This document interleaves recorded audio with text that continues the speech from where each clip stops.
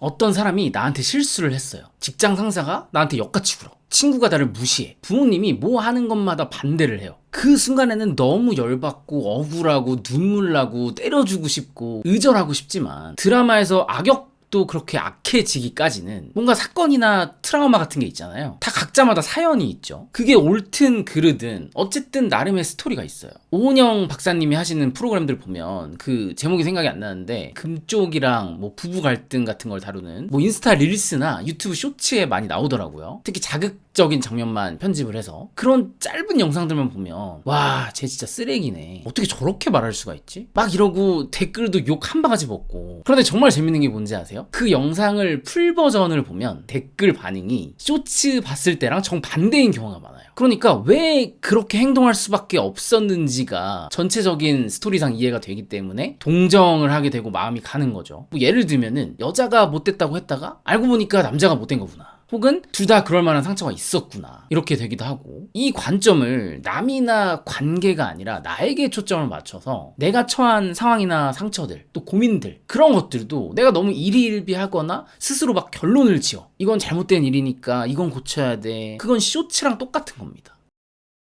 결말을 끝까지 보지 않고 전체적인 그림과 서사를 보지도 않고 냅다 판단해버리는 거. 그 프랑스에 가서 영어를 쓰면 대답을 안 해준다라는 말이 있거든요. 저도 한 7, 8년 전에 파리를 갔었는데 뭐 기분 탓인지는 모르겠지만 영어를 쓰면 좀 시니컬하긴 하더라고요. 그래서 참 재수없다, 거만하다, 뭐 그렇게까지 해? 라고 생각을 했는데 그들의 역사를 알고 나니까 그럴 만한 이유가 있었구나 하고 조금은 이해가 되더라고요. 뭐 절대 옹호하려는 건 아닌데 그 누구든 속사정을 알면 내가 오해했고 착각했다라는 걸 자각을 하면서 마음이 좀 풀어지죠. 내 자신에 대한 생각도 삶도 마찬가지입니다. 프랑스 왕이었던 루이 14세가 왕위에 오르고 한 것 중 하나가 아카데미 프랑세스라는 언어 문화 연구 조직을 꾸려서 모든 프랑스인들이 자랑스럽게 사용할 만한 새로운 언어를 발명하도록 시켰고 또 지역의 이런 사투리를 없애기로 했대요. 당시는 이 수십 개의 왕국으로 갈라져 있던 프랑스였는데 뭔가 언어 자체를 아름답게 재설계하는 것에 힘을 썼다 보니까 사람들이 다 이 세련되고 섬세한 언어에 매료가 돼서 하나로 뭉치는 계기가 됐다고 합니다. 또 유럽 내에 많은 지식인들을 프랑스에 몰려들게 만들기도 했고요. 자, 이런 히스토리를 들으니까 어때요? 그래서 얘네가 자기 언어에 대한 프라이드가 좀 남다른 거구나. 그런 생각이 들지 않으세요? 물론 아까 말했던 것처럼 오케이, 그럼 인정. 너한테 영어 안 쓸게. 이렇게 편을 들거나 감싸주자는 말이 아니에요. 여전히 재수없어. 근데 이게 뭔가 팩트라기보다는 그냥 하나의 속설이기도 하고 뭐 사람마다 그 경험한 게 다르고 저도 파리를 갔을 때 뭐 직접적으로 무시를 당했거나 그런 경험은 없었고 또 이런 역사를 알고 나서 보니까 어느 정도 납득이 되는 거죠. 그리고 그동안 내가 정말 많은 편견에 사로잡혀 있었구나 라는 생각도 들고, 자, 저는 그냥 이걸 하나의 예시로 가져온 거고요. 이게 맞다 그르다 이런 과거의 일 때문에 그런 거다, 이런 시시비비를 가리자는 게 아니고 오늘 말하고자 하는 이 영상의 핵심은 쟤네는 저렇게 행동하니까 잘못됐어, 틀렸어, 나빴어 라고 내 멋대로 성급하게 판단하는 걸 멈추자는 겁니다. 그 짤막한 쇼츠만 보고 그 사람에 대해서 모든 걸 안다고 자만하지 말자는 거예요. 물론 인간인 이상 뭐 분별이나 판단을 아예 안 할 수는 없죠. 또 그게 필요할 때도 있지만 조금은 지연시킬 수 있는 여유 정도는 가져보자는 겁니다. 자, 다른 예를 한번 들어볼까요? 제가 와이프랑 연애를 했을 때 정말 많이 싸웠던 부분이, 저는 싸우면 바로 그 자리에서 풀어야 되는 스타일이고 와이프는 일단 싸우면 서로 좀 시간을 가져야 돼요. 이런 커플들 많을 거예요.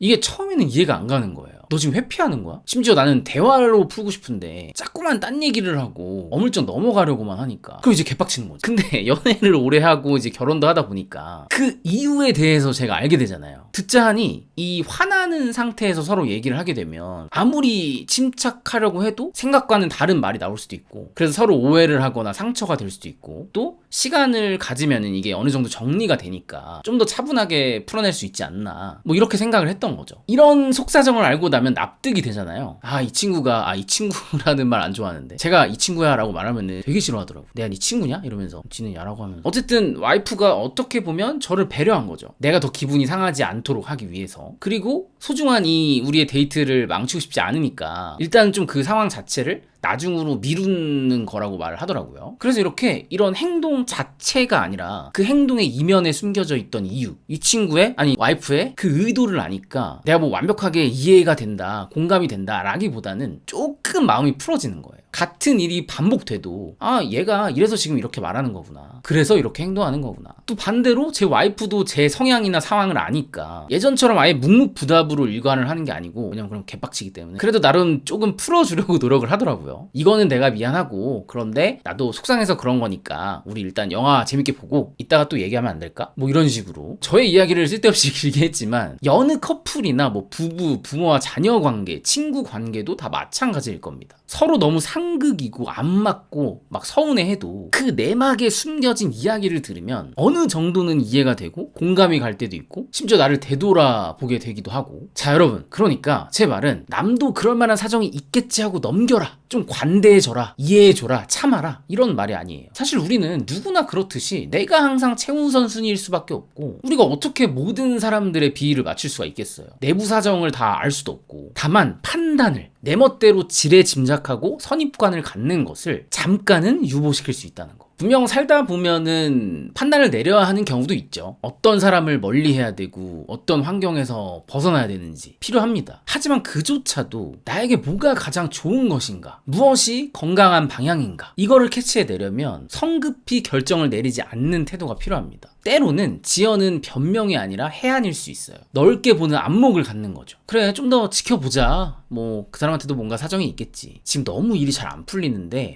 잘 되려고 생기는 징조일 수도 있어. 이건 내가 예상했던 그림은 아닌데 오히려 이게 나한테 맞을 수도 있잖아. 일단 기다려보자. 우리는 진짜 아무것도 모른다는 걸 인정해야 됩니다. 모든 내 계획대로, 예상대로, 짐작대로 흘러가지만은 않는다는 걸 여러분도 알고 있죠. 그렇다고 그냥 그러려니 다 이해하고 넘어가라는 게 아니라 내가 다 통제하려는 욕심을 버리고 멋대로 이건 좋고 나쁘고 옳고 그르고 적합하고 적합하지 않다고 선을 그어버리기 전에 한 번 더 살펴보자는 거죠. 우리가 벽에 못 박을 때나 뭐 사진 찍을 때 수평이 맞는지 한 번 더 체크를 하잖아요. 요즘 핸드폰에도 그 수평선이 나오고, 그것처럼 내 생각의 수평이 안 맞을 수 있다. 더 좋은 구도가, 더 좋은 장면이 연출될 수 있다. 언제든 내가 모르는 방식으로. 이렇게 생각을 하고 좀 여유롭게 한 발짝 나와보라는 거죠. 그럼 놀랍게도요, 나는 단지 판단을 좀 멈추고 그냥 줄였을 뿐인데도 일이 묘하게 잘 흘러가는 상황을 목격하게 돼요. 전혀 고려하지 않았던 방식으로 해결이 되거나 아니면 내 마음이 좀 괜찮아지거나 혹은 그 사람이 달라져 있거나. 늘 말씀드렸듯이 제 말을 듣고 그렇구나, 아니면은 그게 말이 돼? 라고 판단을 하기 전에 스스로 직접 인생에서 체험을 해보세요. 경험보다 좋은 판단은 없으니까요. 자, 이제 오늘 영상의 결론을 지어보자면 나보다 더 큰 무언가의 움직임이 있다는 걸 받아들이기. 뭐 꼭 우주나 신이라는 이름을 붙이지 않아도 이 세상이 흘러가는 방식이 굉장히 다변적이고 다채롭잖아요. 랜덤으로 펼쳐지는 거니까 그걸 인정하고 한번 지켜보세요. 결론 짓고 판별하고 못 받고 셔터를 누르기 전에 이게 오해일 수 있고 틀릴 수도 있고 반대로 나에게 오히려 이로운 것이었구나 라는 뜻밖의 선물이 될 수도 있다고 믿어보는 겁니다. 자, 오늘도 숙제를 드릴 건데요, 어떤 상황에서 내가 판단을 멈추면 좋을지, 내가 지금 고민하고 있는 문제나 사람이 정말 문제이기만 한 걸까? 정말 대놓고 상처를 주려는 나쁜 의도를 가지고 그런 걸까? 이런 생각들이 담긴 글을 이 영상 아래 더보기란에 있는 카페 링크에 들어가셔서 자유롭게 커뮤니티에다가 글을 써주시면 좋을 것 같아요.